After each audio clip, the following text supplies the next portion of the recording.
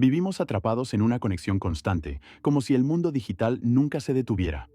Cada notificación, cada me gusta, cada nuevo contenido estimula nuestro cerebro sin descanso. Sentí la necesidad urgente de comprender cómo este ritmo afecta a nuestra mente. No desde la teoría, sino desde la experiencia directa. Una voz tranquila dentro de mí me empujaba a comenzar este viaje. No buscaba dramatismo ni respuestas rápidas, sino algo que me devolviera a lo esencial.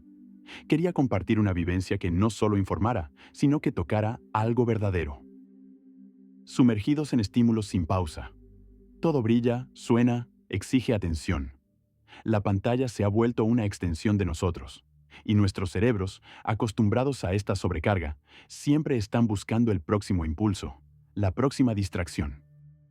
Nos hemos acostumbrado a lo inmediato, a la respuesta rápida, al clic que evita el vacío. Sin darnos cuenta, usamos la gratificación constante como un escudo frente al silencio.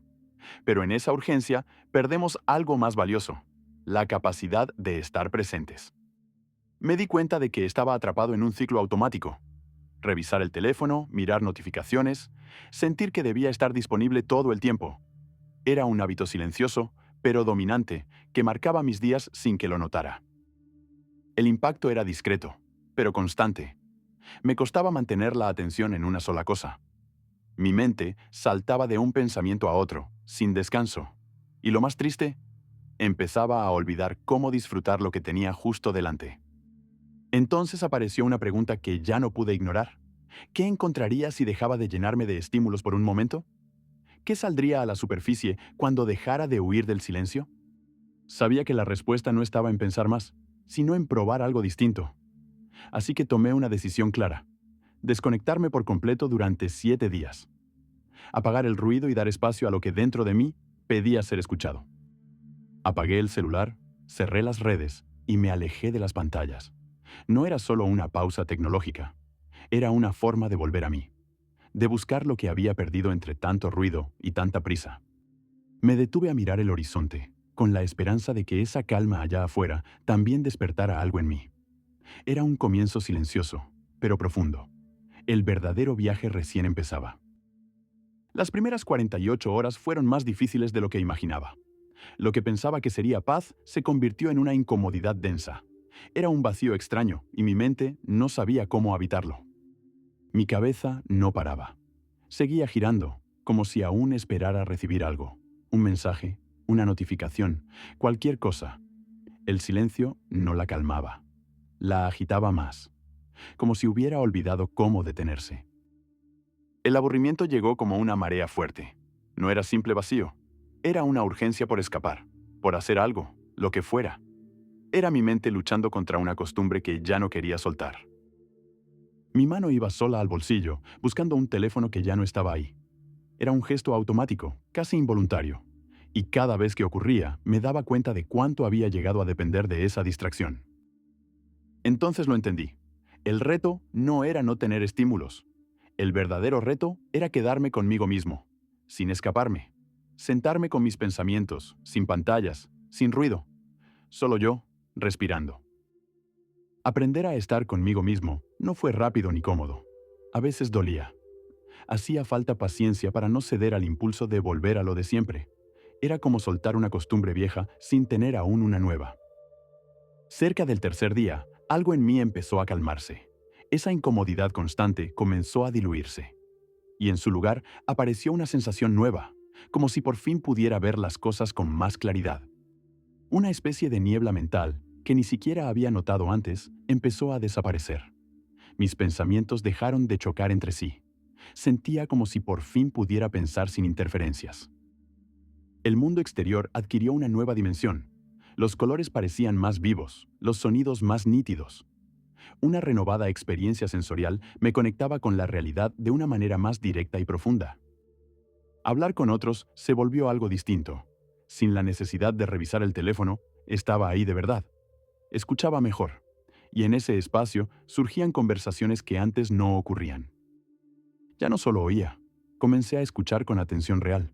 Cada palabra, cada gesto, cada silencio. Era como si, por fin, pudiera estar de verdad con la persona que tenía delante. Esa nueva claridad me alivió. Descubrí que el silencio no era algo que llenar, sino un lugar donde comienzan las cosas importantes. Ahí nacían las comprensiones más honestas. A medida que la mente se despejaba, la concentración volvió. No tenía que luchar para enfocarme. Podía hacer lo que tenía que hacer, con calma, sin sentir que algo me tiraba en otra dirección. Empecé a hacer más cosas, pero sin prisa, sin ansiedad. Era como si el tiempo se hubiera ordenado. Hacer una tarea a la vez tenía sentido otra vez. Ya no buscaba tanto que los demás validaran lo que hacía.